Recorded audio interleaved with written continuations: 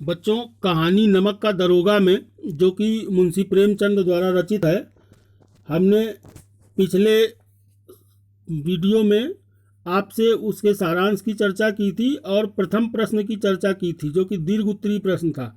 अब हम दूसरे दीर्घ उत्तरीय प्रश्न की चर्चा कर रहे हैं इस वीडियो में। दूसरा प्रश्न आपसे पूछा गया है कहानी में कि नमक का दरोगा कहानी में पंडित आलोपी दीन के व्यक्तित्व के कौन से दो पहलू उभर करके सामने आते हैं। तो किसी भी व्यक्ति के चरित्र या व्यक्तित्व के दो पहलू मुख्य रूप से होते हैं। पहला सकारात्मक पहलू होता है और दूसरा नकारात्मक पहलू। सकारात्मक पहलू का तात्पर्य कि हम उस व्यक्ति को नायक या हीरो सिद्ध करते हैं, यानी उसके सद्गुणों की चर्चा करते हैं सकारात्मक पहलू में। दूसरा पहलू है नकारात्मक पहलू, जिसके अंतर्गत हम उसके दुर्गुणों की चर्चा करते हैं, बुरी आदतों की चर्चा करते हैं, बुराई करते हैं उसकी, ताकि उस व्यक्ति को खलनायक सिद्ध किया जा सके। तो सबसे पहले हम आलोपी दीन का प्रथम पक्ष देखते हैं, सकारात्मक व्यक्तित्व।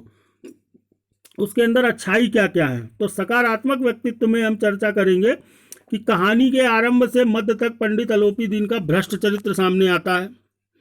वह भ्रष्टाचार के तालाब की सबसे बड़ी मछली है। ये मुख्य रूप से यहाँ पर हम नकारात्मक व्यक्तित्व की चर्चा करने जा रहे हैं आपसे, तो लिखते समय आप हेडिंग को ठीक कर लीजिएगा।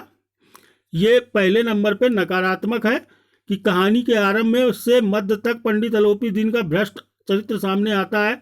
वह भ्रष्टाचार के तालाब की सबसे बड़ी मछली है। वह अदालत रूपी जंगल का सिंह है। उसे नीचे से ऊपर तक सभी कर्मचारियों और अधिकारियों को लोभ और लालच के दलदल में फंसाकर दुष्चरित्र बना दिया है। इसलिए वह रात के अंधेरे में बड़े आराम से नमक की चोरी का धंधा करता है। वह रिश्वत की नदी बहाकर अतुल धन संपत्ति कमाता है और दूसरों को बांटता भी है। वह वंशीधर जैसे ईमानदार दारोगा को भी मुंहमांगी रिश्वत देने के लिए तैयार हो जाता है। बात 10,000 से 40,000 तक पहुंच जाती है, लेकिन वंशीधर उसकी बात को मानने को तैयार नहीं होते और वो अपनी ईमानदारी का परिचय देते हैं। और जब वो सफल नहीं होता तो अदालत के इंसाफ तक को वो अपने धन के बल से खरीद लेता है और बंशीधर को नौकरी से निकलवा देता है।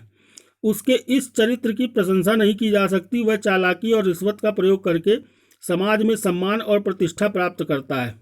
उसकी ये सब बातें उसके व्यक्तित्व की नकारात्मकता को दिखाती हैं।